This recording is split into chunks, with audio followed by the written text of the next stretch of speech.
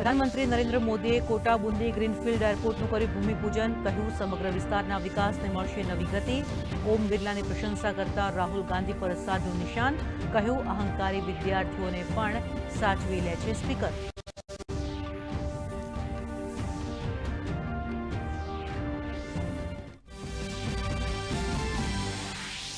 રાષ્ટ્રપતિ દ્રૌપદી મુર્મુએ પશ્ચિમ બંગાળમાં આંતરરાષ્ટ્રીય સંથાલ સંમેલનમાં લીધો ભાગ. પશ્ચિમ બંગાળના મુખ્યમંત્રી મમતા બેનર્જી પ્રત્યે વ્યક્ત કરી નારાજગી. કહ્યું મારા કાર્યક્રમમાં તેમણે હાજર રહેવું જરૂરી. પ્રધાનમંત્રીએ ઘટનાને શરમજનક ગણાવતા કહ્યું ટીએમસી સરકારે તમામ હદો વટાવી.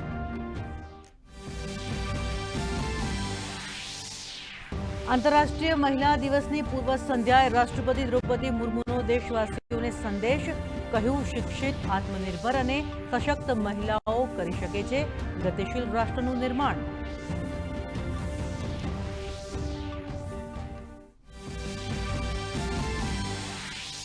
ઈરાન, ઇઝરાયલ અને અમેરિકા વચ્ચે સંઘર્ષ યથાવત. ઈરાને પડોશી દેશો સાથે માંગી માફી.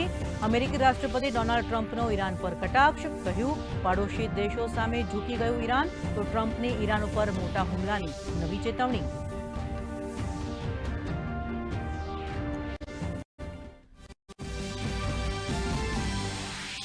વૈશ્વિક તણાવ વચ્ચે ભારતની ઉર્જા સુરક્ષા મજબૂત. ભારત પાસે 250 મિલિયન બેરલથી વધુ કાચા તેલ અને રિફાઇન પેટ્રોલિયમ ઉત્પાદનનો ભંડાર. કોઈપણ સંકટનો સામનો કરવા દેશ તૈયાર.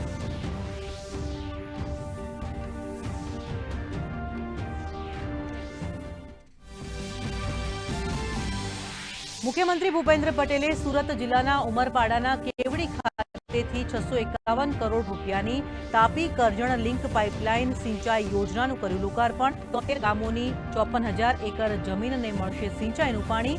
આગામી 5 વર્ષમાં અંબાજીથી ઉમરગામના આદિજાતિ પટ્ટામાં શિક્ષણ, આરોગ્ય, રોડ, ઇન્ફ્રાસ્ટ્રક્ચરના કામોને મળશે વેગ. ગુજરાત એટીએસની કાર્યવાહી. એર કાર્ગો મારફતે થાઇલેન્ડ, મલેશિયા નશાકારક દવાઓ મોકલનાર મુખ્ય આરોપી નિકુંજ ગઢિયાની ધરપકડ. 2 આરોપી ફરાર.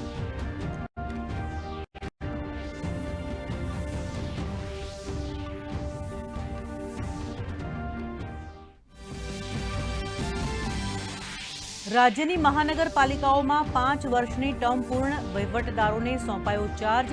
એએમસીમાં અગ્ર સચિવ મુકેશ કુમાર, વીએમસીમાં જીયુવીએનએલના એમડી શાલિની અગ્રવાલને, એસએમસીમાં અગ્ર સચિવ મિલિંદ તોરવણે તો બીએમસીમાં સચિવ હર્ષદ પટેલને સોંપાઈ જવાબદારી.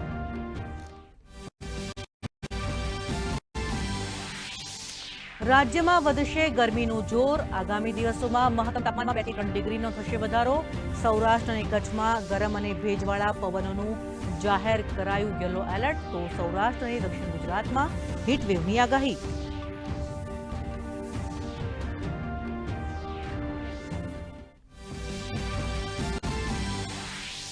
અને આવતીકાલે અમદાવાદમાં ટી20 વર્લ્ડ કપમાં ભારત ન્યૂઝીલેન્ડ વચ્ચે મુકાબલો. બંને ટીમો દ્વારા સ્ટેડિયમમાં કરાઈ નેટ પ્રેક્ટિસ. શહેરીજનોમાં ભારે ઉત્સાહનો માહોલ.